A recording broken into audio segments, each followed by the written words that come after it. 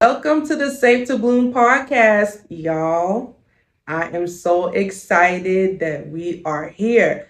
I am excited that you are here with me, that we are doing this thing together. This is awesome. This is amazing. I'm so grateful that you decided to tune into the first episode. Oh my gosh. Oh my gosh, it's happening. So I want to talk a little bit about who I am because y'all might not know me. You know what I'm saying? Even if you do know me, let's talk a little bit more. So my name is Gabrielle Bailey. I'm presently in Atlanta. And listen, your girl done been through a whole lot of stuff. A whole lot of stuff. And recently I went through some things and a podcast was just kind of on my mind for a little bit. And I was like,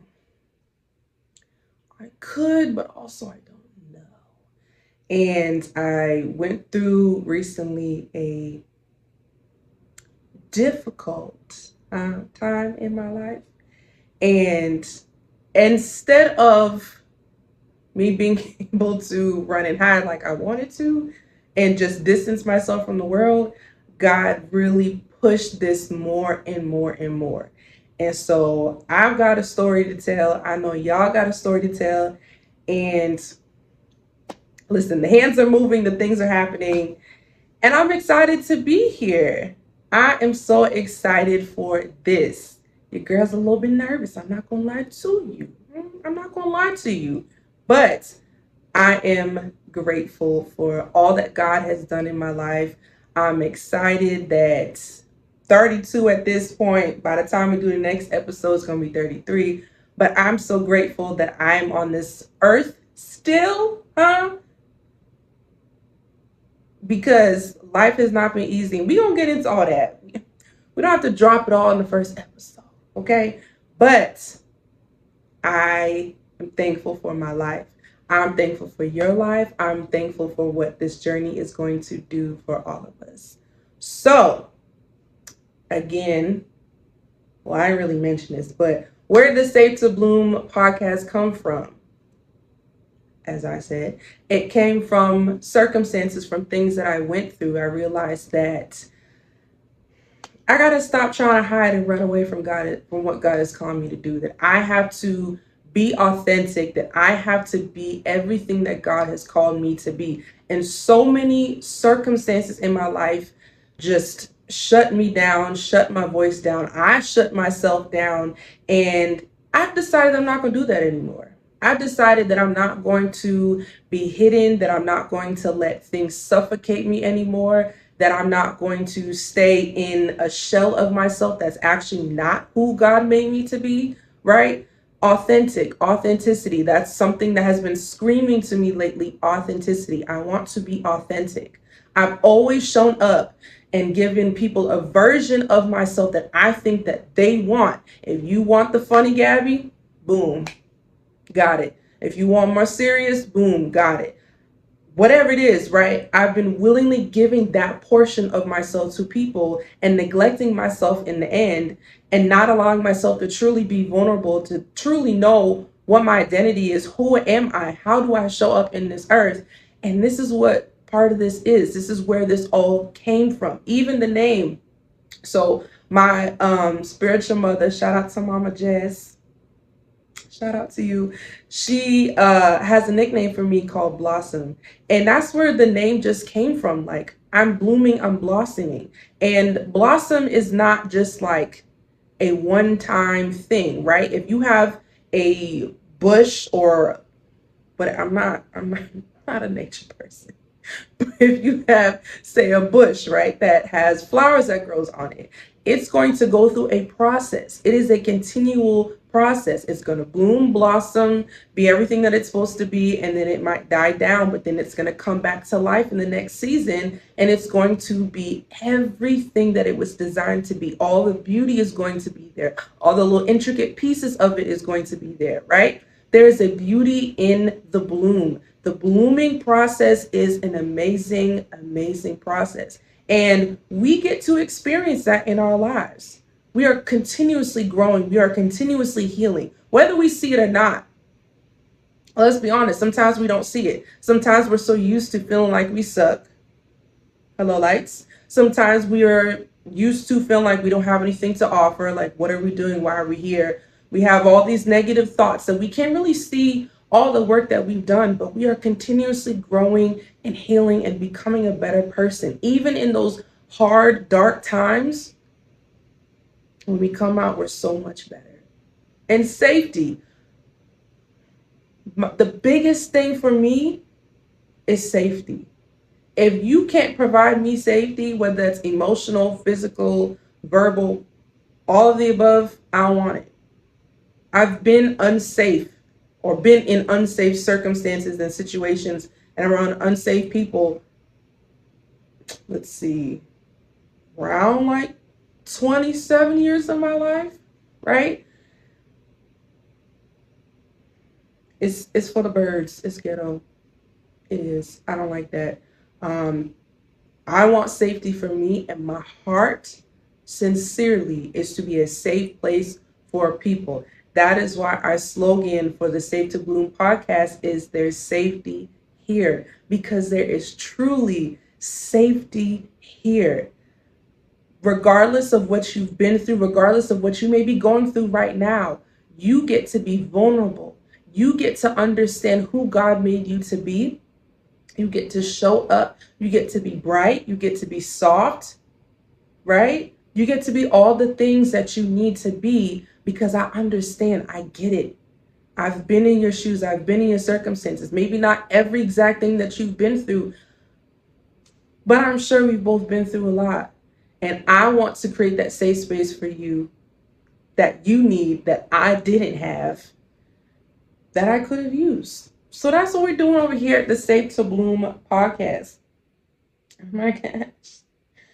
Oh my gosh, it's happening, y'all.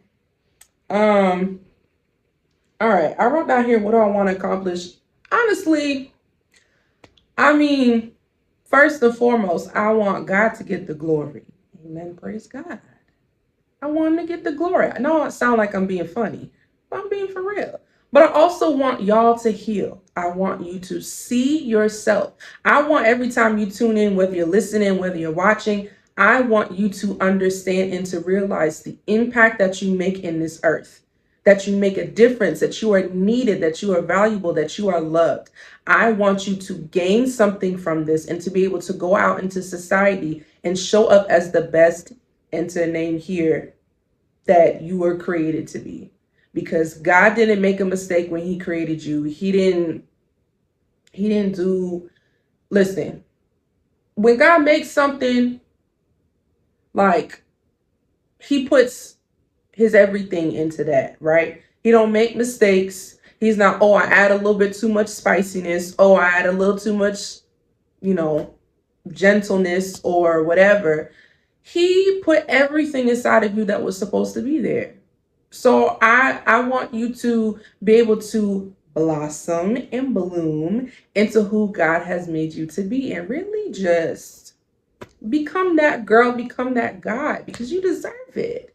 You deserve it, right? Other people are in need of what you have. They want to receive what you have to say. They want to hear what you have to say. They want to see that you can make it, all that good stuff, right? But you deserve it for you. You get to look in the mirror and be like, wow, I've really done a lot. Wow, I've really accomplished a lot. You get to do that for yourself. It's not always about doing something for somebody else, to save somebody else, to help somebody else. While we do want to make sure, that we're being the best example that we can be and all that stuff, we also want to do things for ourselves.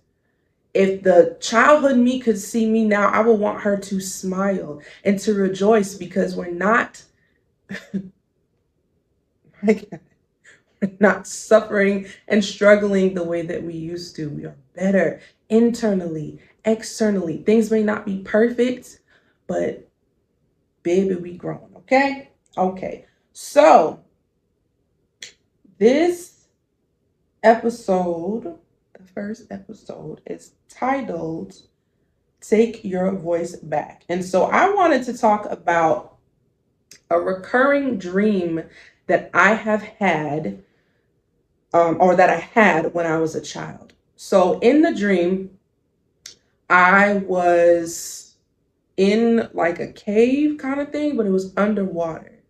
And in there, I would go in to this one space, like this one, I don't know how to explain it. It's kind of like a living room kind of situation, but there wasn't any like couches or anything in there. It's the best way I can describe it. And the cave or the place that I was at was Ursula's den.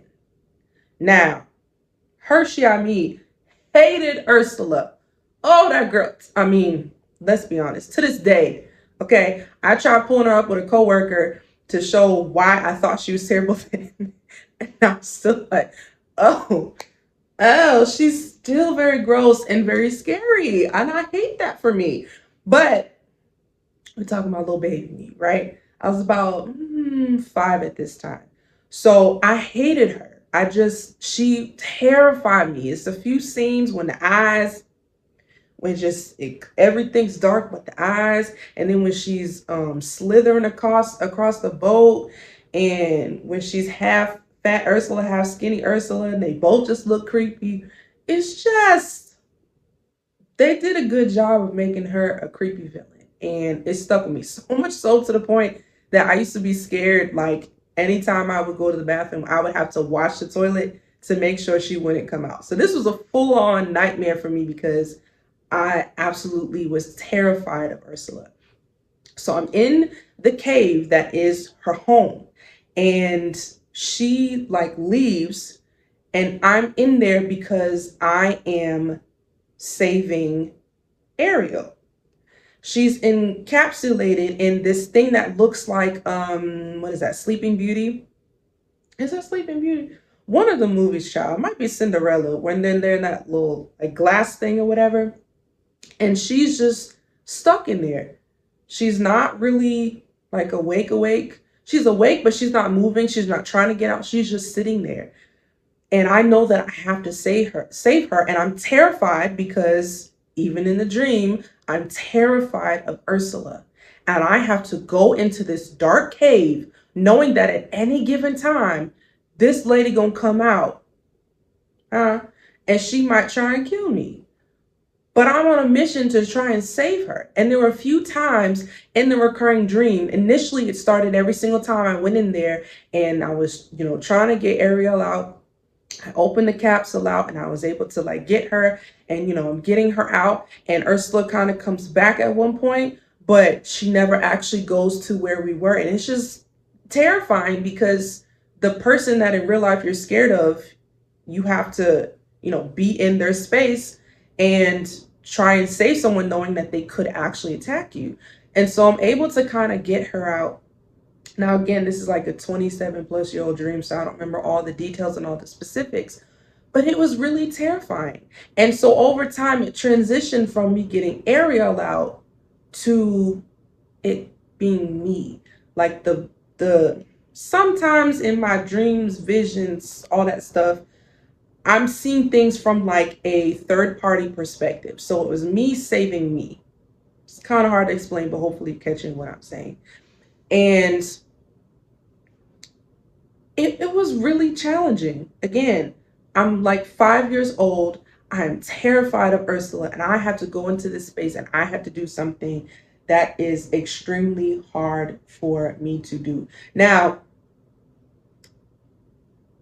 if you've ever seen The Little Mermaid, which I'm quite sure you have, we all know that Ariel made a deal with Ursula to be able to go on land so she could do what she needed to do, and she exchanged her voice, right? She gave up her voice to be able to do it.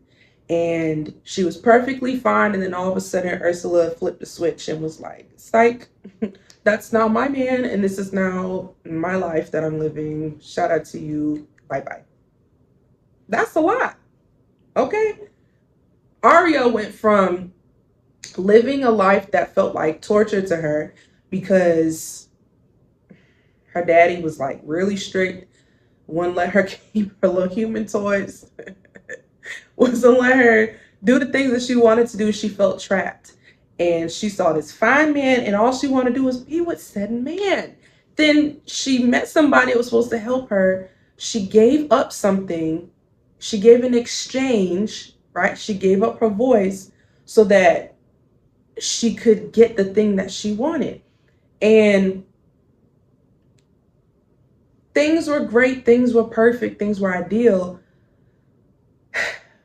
But once Ursula came in and took away her everything, she then became lost, confused, alone, abandoned, rejected, hurt, right? She lost her voice. She gave up her voice, but she lost her voice. And the reality is, her voice was already lost a long time ago.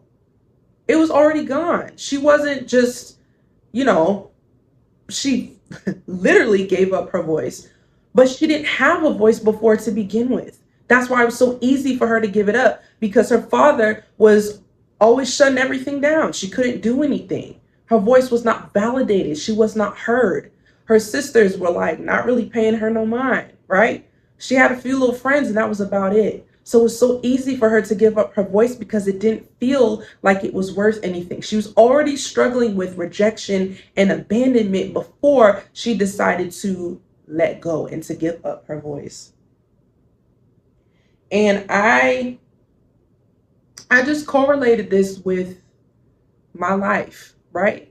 There was a lot of similarities in that. I've been through a lot, as I said earlier, I've been through a lot of different traumatic situations and things that were really hard and really challenging. And some things literally took my voice, and some things I just decided to give those things up. Trigger warning, I've been essayed and been through SUL trauma a lot throughout my life. I've been rejected by family. I've been abandoned by family. I've been hurt. I've been let down. I've had people that have intentionally tried to piss me off just because they thought it was funny. And then when I get upset because what's going on? I asked you to stop. Now my voice is being invalidated. Now I'm being told that I'm doing too much because you're in your feelings, because I wasn't letting you do whatever it is that you wanted to do. That's not really how this works, but that's how I was treated, right? There have been times when I've tried to stick up for myself and been shut down immediately in different capacities. There have been times where I just decided that I was no longer going to speak up. I remember I used to be so soft and loving and sweet and kind, but I was also very like emotional as a child. I won't say not emotional, but I would cry a lot. I'll say that. I would cry a lot, right? And I realized that that wasn't really getting me anywhere. Like, I'm crying, but I'm just being made fun of. Like, I'm expressing myself, I'm saying what needs to be said, but it's not getting me anywhere. Instead, it's getting me bullied or walked on or whatever. So I decided, all right, bet I'm just going to create a hard shell for myself. That impacted me so much, to a point where I felt like that was who I was. That became a part of my character and part of how I showed up, when the reality was that's not who I am. That's not who I am. That's not how I was designed to be. But circumstances that took my voice, circumstances where I decided, you know what, just take it. I'm not going to fight with you. I'm not going to sit up here and let you keep degrading me. I'm not going to sit up here and keep telling you no, and you just keep telling me what you want to do or doing what you want to do anyways. So why keep fighting it? Let's just shut up and not say anything. We'll feel it. We'll be frustrated, but we're not going to say anything about it. And I just created such a tension within myself, to a point where it was just hard for me to identify how I wanted to show up, right? Again, if you want me to be funny, then I'm going to give you funny, because it's better for me to just give you what you want than for me to show up as I am, because my voice doesn't matter here. These are the things that I thought. These are the ways that I showed up in life for so long. And recently I decided that I'm not doing this anymore. I'm not going to sit up here and continue to be something that you want me to be for you. I'm hurting myself. I'm struggling. I'm lost. I'm confused, just like Ariel. I'm feeling rejected and abandoned because I don't even know who I am. I'm in my own skin confused as to what's going on. How do I show up? How do I set boundaries? How do I speak up? What is this voice? Where is it? Because when I use it, I'm not using it right. I'm being perceived as angry. I'm being perceived as a crybaby. I'm being perceived as whatever it is that people are thinking of me because I didn't know how to speak up. I didn't know how to use my voice. I just knew how to just give myself up, give my voice up, whatever, to whomever to make them feel better. And my God, it was horrible. I felt belittled. I felt all the things that you could think of. And I decided, I made up my mind. I made up my mind that I deserve the best for me, that I get to use my voice. God gave me a voice. God gave me things to talk about. My God, I don't have to sit here and shut myself up for other people. Now.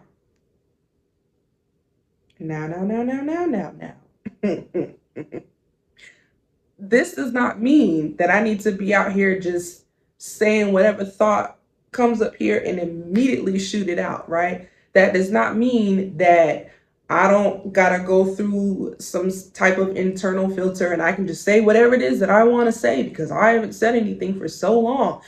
There's ways to go about it, right? We want to use wisdom. We don't want to just be out here just cussing everybody out or yelling at everybody or just being like, well, this is what I think and what I feel, because that's not necessary, right? So there's a way to go about it, and there's a process that we have to go through in finding our voice. But what I'm not going to do is continue to just not speak and allow myself to show up as a version of myself that's not authentic to me. I'm not going to do that. I want to find ways to be able to advocate for myself, to speak life over myself, to speak boundaries. And that's another thing. I wasn't speaking life over myself. I'm talking about myself like I'm the worst thing you've ever seen. I could talk to anybody else about anybody else and be like, wow, they're great. They're awesome. Oh my gosh, God did amazing things with them. Look at them. They're so beautiful. They're so nice. They're so kind. Oh my God, I love that. And then it's me, it's like, oh, well, I'm here. I exist. I am, like, what is that? I can't even say why, because I know why, right? Because again, of the circumstances that I went through, because of the times that I told myself that it's just easier to just show up this way and function this way, all that foolishness, all that stuff, I just created a version of myself and went on about my business. And that version of myself did not allow me to love myself the way that I needed to. But that's changing. That's changed.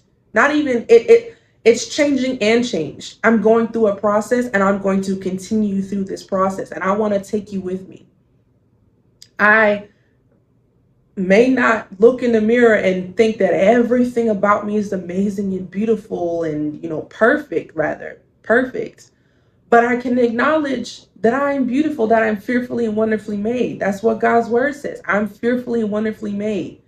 If he doesn't make mistakes, if he is not a man that he should lie, if he said that I'm fearfully and wonderfully made, if he created me for a purpose, then that means I am not a mistake. Now we can look at some things in this earth. Roaches, why do they exist? Moths, why? What are these demon bugs doing on this earth? Well, some of these animals, why? Sometimes we see people and we're like, why? But God doesn't make mistakes. He does not make mistakes. He did not make a mistake when he made you. He created you on purpose. He designed for you to be a vessel, to be able to be used, to proclaim life over yourself, over your circumstances, to understand who you are. I can't ask God to change me and to do a good work in me. And I'm talking about myself like I'm the worst thing to ever exist. Like I'm some decrepit elephant that doesn't deserve to be here. The two can't coincide. I can't ask God to use me and look at myself and see filth continuously and never see change and never see growth and just be like, this is just disgusting.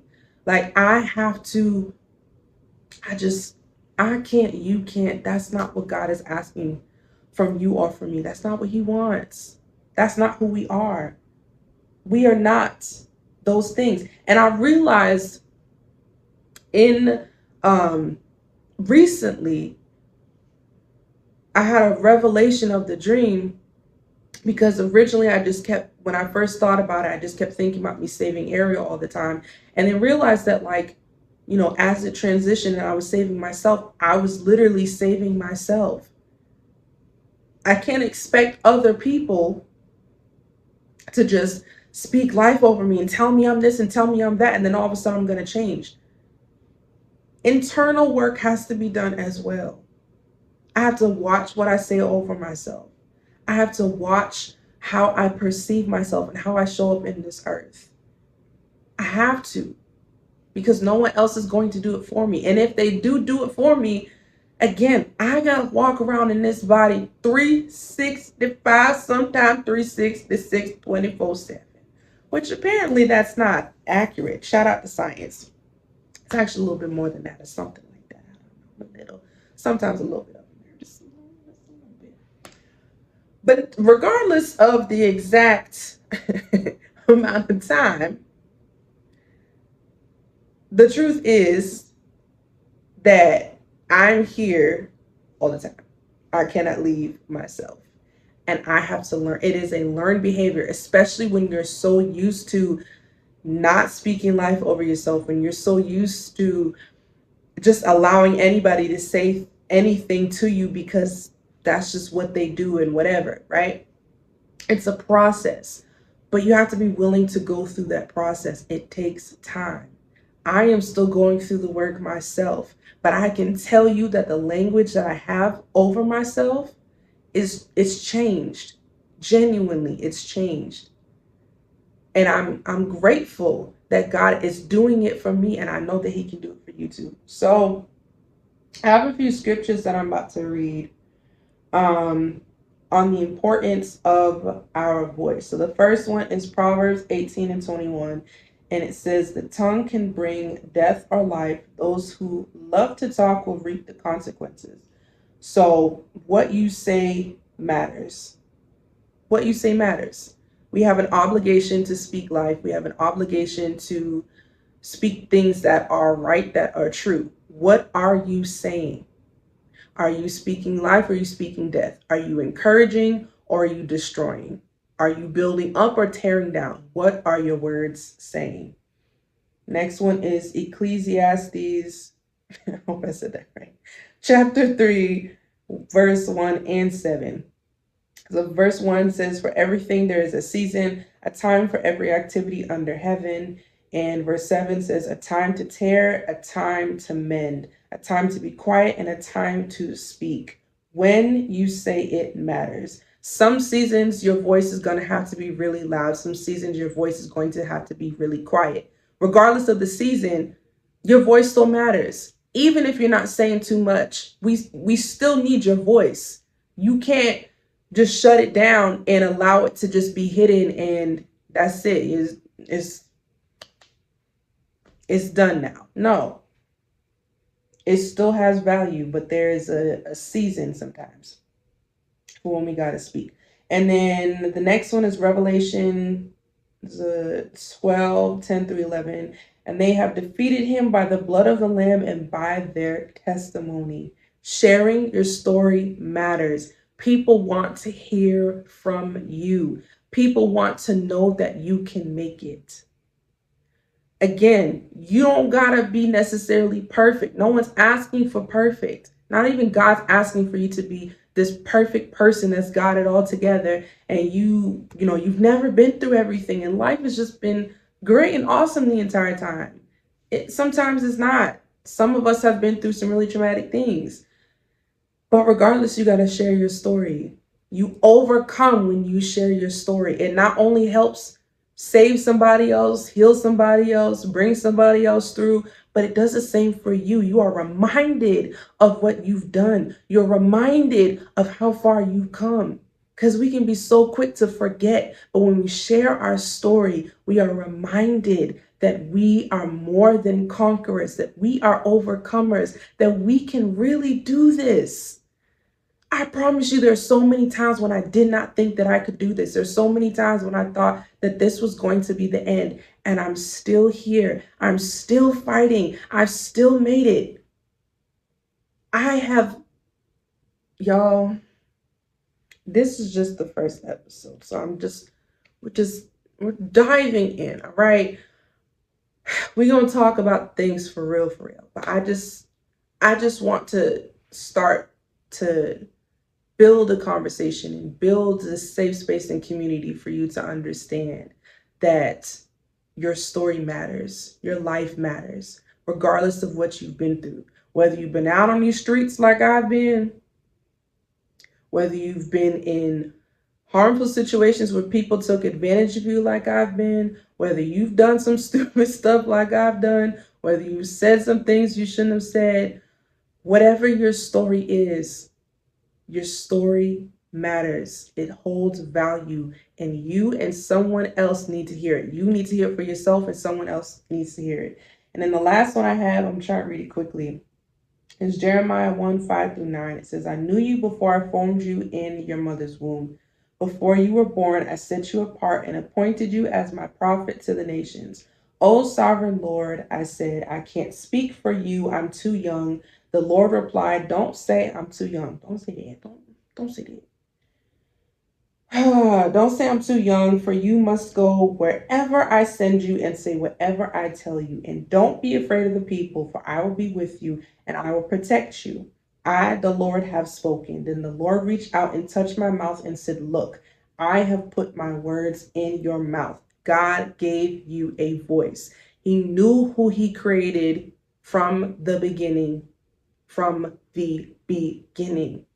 Again, you are not a mistake. I don't care how many situations you've been through where your voice was snatched from you. You deserve to speak. We can't let these things come and just take it away. We can't just surrender it because it just feels easier. And if you've already done that, if you've already been through those circumstances, take it back. It's yours. Your voice is yours. God gave it to you for a reason. He knows who he created. He knows the powerhouse you are. He knows the intercessor that you are. He knows the peacemaker that you are. He knows the artist that you are. All the things that you are, everything that makes up you. He knows who he created. He wants to use your voice in whatever capacity that is, but we have to let him. We have to allow our guard to be let down with God so we can be everything that he has called us to be. Because I'm not trying to be, imagine if Ariel did not get her voice back, what life would have looked like for her. She would have been miserable. She wouldn't have been able to speak. She wouldn't have been able to see her family anymore. Life just would have sucked. Can you imagine? That would have been awful, right? We don't want to continue to live our lives the way that we have just because something came and tried to take our voice away. Take your voice back. It matters. Fight for what is rightfully yours. Surrender for what is rightfully yours. Do what you need to do. And so that's all I really got for this first episode. Again, it's just a little sninkety-dink or whatever. But I just want you to understand that your voice matters. Declare who you are. Declare whose you are. Use your voice for good, to speak life and life abundantly.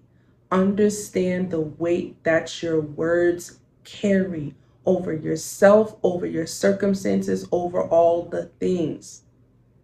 You don't have to stop here. You don't have to end here. There's more for you. There's greater for you. I promise you there is.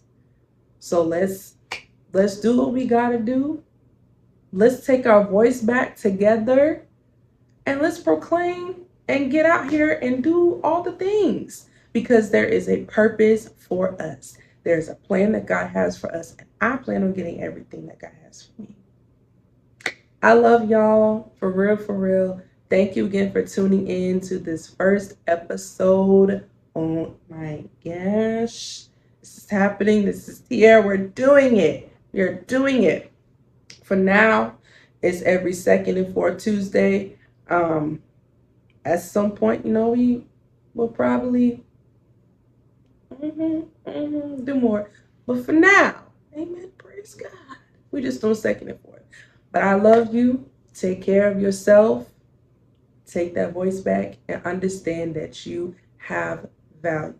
Your voice matters, and we're ready to hear from you. Okay. All right, because what we not gonna do, is watch this episode and still not talk and still not say nothing. Even if you gotta look in the mirror and say something. All right. Don't make me have to come for y'all. Okay? Like, comment, subscribe, do the whole thing. That sounds so weird to say, but I gotta say. So do the things, y'all. Do the things. Do the things. You got this. I'm proud of you. I love you. Let's get it.